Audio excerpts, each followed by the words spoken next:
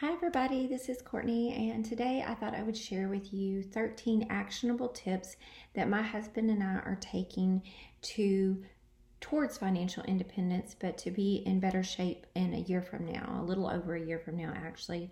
I'm looking at 12/20 because that's the month I turn 50, and I really want to have some goals met at that point.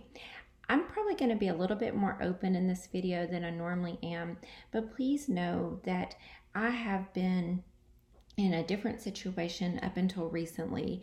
A few years ago, 7 years ago, I was divorced and living on very little income, and my finances have changed rapidly. A lot of people think and assume that possibly it's because I got married that my finances changed. That's not the case. My finances changed because I grew my small side hustle business into a full-time business, and I helped my husband now, who I've been married to for almost 2 years. We've been together for 7 years. Right after my divorce, he's the only person I ever dated. And we have built up his side hustle. When we met, we were not in good shape financially. So we have increased our income, oh my gosh, probably 5 or 6-fold in a short time, with really just working really hard and saving and following these things that I'm going to tell you. But also these are things that we're doing new or changing or upgrading over the next couple of months to years. So the first one is, there are 13 actionable steps. The first one is housing. We are rapidly paying our housing off. We are living on about a third of our income and paying our housing off. If we get a job, we turn around and take the profit from that job, which is anywhere from an extra $3,000 to $5,000 a month from jobs that we do with our roofing business, and we pay it on our house. Now, I realize for some of you that's your total income for a month. That was the case for us too for a long time, until I could think of it like a snowball rolling downhill. When I met my husband, he was probably doing about $10,000 to $15,000 worth of side work a year, not very much. He owned a dojo. He was a part-time police officer, and he's now a full-time police officer. I am full-time medical yoga therapist, and I also grew my business. As that snowball rolls downhill, and I'm referring to our roofing business, it grows and grows and grows. So we have seen our roofing business grow each year around $30,000 a year by simply doing a good job, marketing lightly, and big referral business. So we have been paying our house off and cash flowing as many projects as possible as we go. The second one is transportation. We don't drive fancy cars. As a matter of fact, my car is the fanciest car we have, and it's 5 years old and has about 130,000 miles on it. I have gotten it completely mechanically sound. I've put 2 CV axles on it. It's in great shape now. I am going to try to sell that car and buy something cheaper, like a 10-year-old Toyota RAV4 is what I'm looking at right now, and I will, something to that degree, that is about $7,000 or $8,000. I will then use the balance of what I make on the Subaru to buy my son a car. That way, I call it a net zero transaction, and we'll talk about that a little bit later. I won't be out any savings to purchase 2 cars for selling 1 car. And if there's anything left over that I won't need to make improvements on those vehicles, what I will do is I will put that towards our house payment. The next one is food. So continuing to reduce and monitor our food cost. And I have noticed a great reduction in our food cost since I've been making more of an effort. For a long time, I didn't really make an effort on this because for so many years of my life, until about a year after my divorce, when things started picking up with my business, I lived on such a tight financial budget, even though my ex-husband and I were making almost 6 figures a year. My ex-husband, and I don't mean to dog him out, but he definitely had a spending problem, and I was a massive enabler, and so we just were struggling all the time. And until I got out of that cycle, I didn't have a lot of extra money. So when it came to a point where I didn't have to go to the store worried about groceries, I kind of let loose a little bit and would just get groceries and I wouldn't think about it. Well, that got a little bit out of hand. And one day I sat down and I realized between eating out and buying groceries, we had spent $1,400 in a month. Now, granted, this was over the holidays when all of our kids were home, 6 kids, and we were feeding a lot of people, but that's still ridiculous. Right now, I have it down to about $65 per person per week, which is less than it's about half of what we were spending. So I've definitely noticed, and it's just been mind shift. For instance, if we want to go out, instead of like going to a fancy restaurant or Olive Garden or someplace like that, like a fancier restaurant or Olive Garden, we might go to Panda Express that has healthy options where it's $20 or $25 to eat with tip and taxes versus $50, $60 to eat with tip and taxes. And we eat at home more simple meals. Last night I had pizza, frozen pizza, and a glass of wine. That's a lot cheaper than going out and having pizza and wine. So just mind shift, and I really don't feel it that much. When I do go out to eat, I'm also conscientious most of the time to eat in a less expensive category. So I don't go out and order the prime rib. I might have the chicken or fish or something like that and drink water. And believe it or not, this is an easy way to save a lot of money. We just don't think it's a lot of money because we're thinking these huge expenses, right? Like, oh, it's $30 here, $30 there, and it really adds up. The fourth one is I am moving all of my retirement over to Vanguard, to low cost, nearly no cost funds, IRA. I'm not going to go into detail on this because I feel like I lose people here, but I'm currently with a brokerage account that I have not seen a huge amount of growth. My growth is not even matching the market. And so I'm going to put it in an index fund, and that means it matches the market in a very low load index fund. So I'm moving everything over, and I expect to get anywhere from 6 to 10% a year.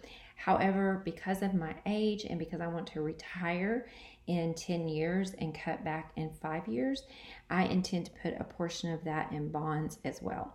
So that is something I'm working on right now. I've got all the paperwork. Number 5 is set up automatic savings towards our runway. And a runway just means it's kind of like the exploded version of an emergency fund. It means, and I need to also put that in a money market account that's gaining some interest, because right now it's in a very low interest rate savings account, which is so stupid. I don't know why. I haven't done it. But we had a year's worth of savings, one year's worth of savings in an account until we built this little cabin we're building for our son, which will eventually be a Airbnb, which will pay us back. But right now, he's going to live there until he gets housing. So I want 1 year of savings in the bank. We have half of that now, and I want to set that up on automatic. So once we get this cabin built and I kind of change around some accounts and things like that, I intend to open up a money market and have money automatically transferred into that account rather than just randomly writing checks to that account. I really believe automation is the way to go to get ahead. Number 6 is fully funding our health savings account. And I should say health savings accounts and retirement accounts are tax deferred. That means you don't pay money on the taxes that you put into those. And again, I don't want to get in the weeds and lose people who are just now beginning on this step. But if you are in a high tax bracket, and the tax bracket, the first like 20,000, everybody pays the same. The second 20,000, it goes up, and then so forth. And I'm not being exact on this. So we are in a 29.5% tax bracket. So if I can get our tax bracket, if I can get that first half of our income down and save it, then we will be in a much lower tax bracket. And this will save us anywhere from probably about $3,000 to $10,000 a year in taxes that we pay out of our pocket. And I don't have this in here, but I'm also changing our business structure to a S Corp from an LLC. And I cannot go into detail on that because I don't even understand it myself. But we have been paying a lot of taxes on our business profit instead of paying ourselves a paycheck.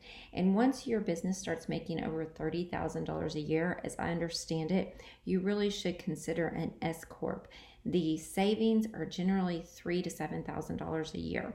So I'm hoping by changing to an S Corp, fully funding our IRA or tax deferred retirement accounts, a non-tax deferred would be a Roth IRA, and our HSA, our health savings account, that we will save quite a bit in taxes.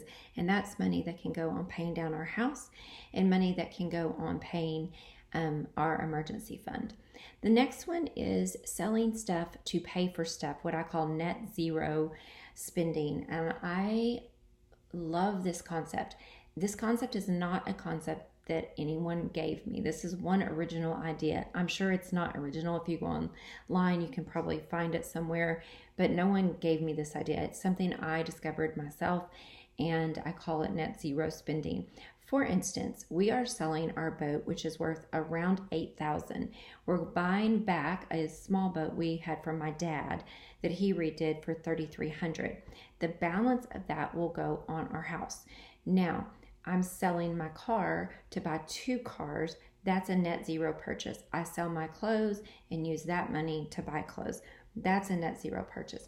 Another way to do net zero purchase is gift cards and things like that, because you're not out any money when you use a gift card.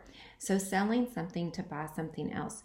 We have made a pact through next year, or through the house being sold, that we will not do any spending other than like normal spending, gifts and things like that, that is not a net zero purchase if it's a big purchase. So let's say my husband wanted to go out and buy a new tractor. He would have to sell his tractor and something else, or sell his tractor and buy a tractor of equal or lesser value. So I hope that makes sense. That's a great way to get things that you need. I'm so sorry. I'm not going to stop this video because of that little timer. It's telling me it's time for me to do other things. That's another time management tool I have. I set timers all the time for everything. All right. The next one is no new projects. And I recently did a post about this called the quit list. And the quit list is things that you want to quit doing. And we have been doing a lot of projects on this farm since we purchased this farm. The farm was completely overgrown. There was an old house on it, a bunch of dilapidated buildings. We moved a trailer off of it. We burned the original house down. We tried to save it. It was not salvageable. We tore down some really ugly storage buildings that were done in tin. We've redone the barn. We've cleared the property. We built a house. We're building a cabin. All of this in 2.5 years. Like, it's crazy. And we have cash flowed all of that except a loan on the house. And so we've cash flowed a huge amount of money on this project. And so we are going to quit doing that. And as soon as we finish the cabin, and as soon we have the barn being redone right now, and we need to have a run-in shelter for either to park things under, or that will be something that we have set aside money to cash flow. But there will be no new projects. We will simply start going to maintenance until the house is paid off.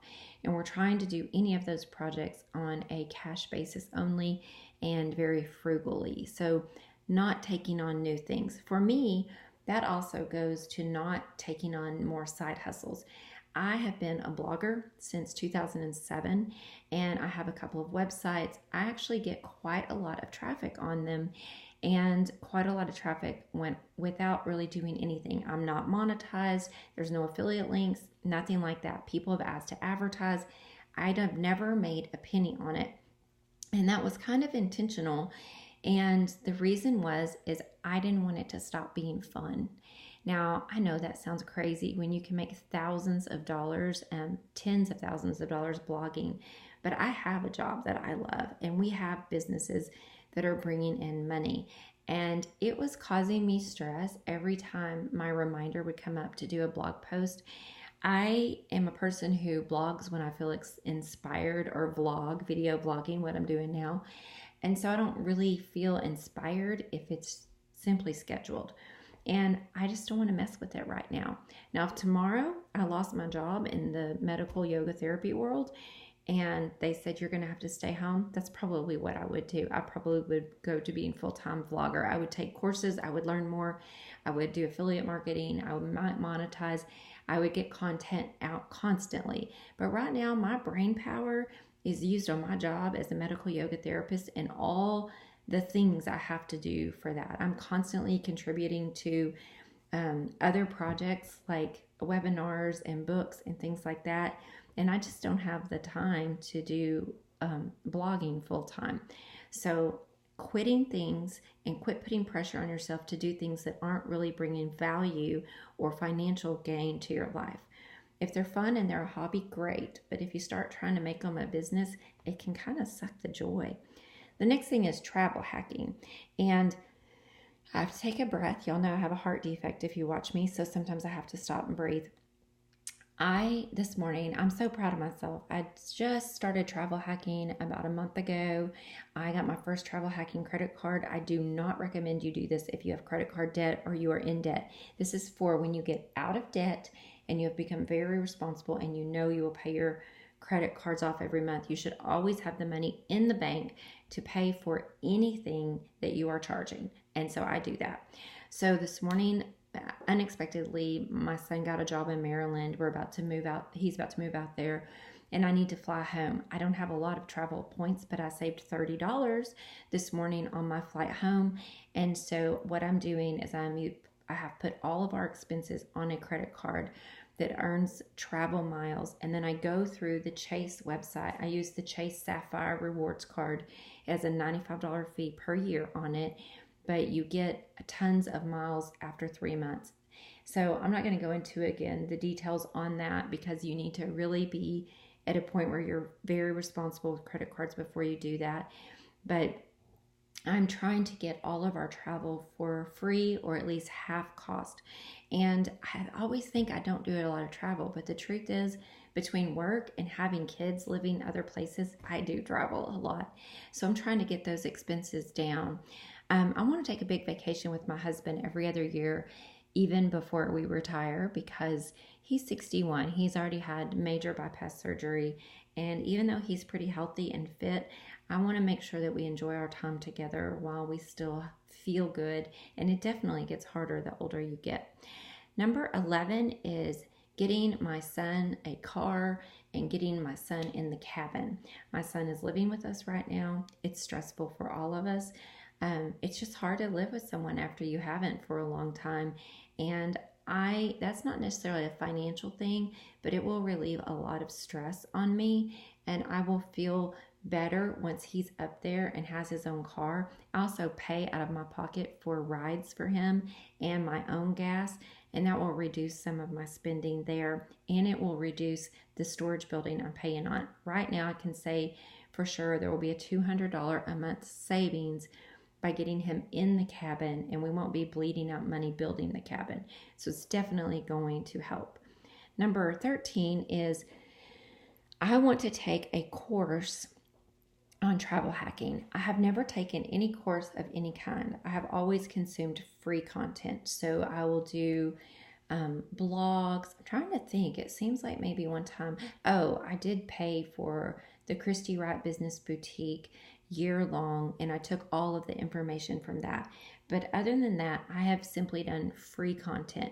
And if you know anything about marketing, what they call the funnel, at the top is your free content, and it moves people down to paid content. I have become convinced that there comes a point where you do probably need to pay to get some really good detailed content. I think my first course is going to be travel hacking with Brad Barrett from the Choose FI podcast. And I want to learn how to do that better so that I can go see my son more in Maryland, so that I can figure out how to get hotels. And even if we're doing driving vacations, I want to be able to get our hotels for free. And I know it's possible, but I feel like there's a lot of things I could be doing that I don't understand. And so that is number 13. And I'm looking to see, so 13, those are 13 actionable steps. And I want to tell you where I expect to be by 12/20 of next year. If you're watching this now, I'm filming this in August of 2019. So we've got, that's about September, October, November, December. So we're talking about 8, 12, 16 months from now. I expect for our Vanguard IRAs to be fully funded. I currently have over $100,000 that I have saved since I was 30 in my IRA. I expect for that to grow and have it fully funded. I am opening an IRA for my husband. That will be on automatic, being fully funded as well. We will increase our profit in our business if I pay more attention to our books and more attention to marketing. We will also have 1 year of income saved by 12/20. My goal is to have our farm more maintained. Right now, because there's so much construction going on, I feel like I've been living in a construction site for 2 years. The barn should be finished, the run-in shelter or garage should be finished, the cabin will be finished, and we can focus more on maintaining the farm and getting it in more manicured, as my husband likes to say. And that will make me feel good. My son and I should both have a different car at that time, and it will make me feel good to know that I have a car that I don't have to pay full coverage insurance on, and a lower mileage, older car, because quite frankly, I'd rather be a millionaire driving an old car than be making less money and driving a new fancy car, because I don't care. I don't care what people think about me. I just want the freedom to see my family. I want to leave you with one last thought, that there is a saying that Dave Ramsey gets credit for it, but I know it's not Dave because I've been hearing it for years. If you want to know what your priorities are, look at your checkbook or your check register, your bank account, and look at your calendar. And I've been thinking about that a lot, and my priorities are definitely my family. I probably give my kids too much money. I help them, but you know, they are my priority. I try not to spoil them or enable them, but to be mindful, because they're in their 20s, about what I do for them. But my kids, my husband, my home, those are definitely my priorities, and my health, because I eat really healthy. And I'm good with that. Like, I started thinking, I'm good with that. I'm good with the choices that I have made. I save, I eat right, I spend time with my family, and that's what's really important to me. Having fancy stuff is not important to me.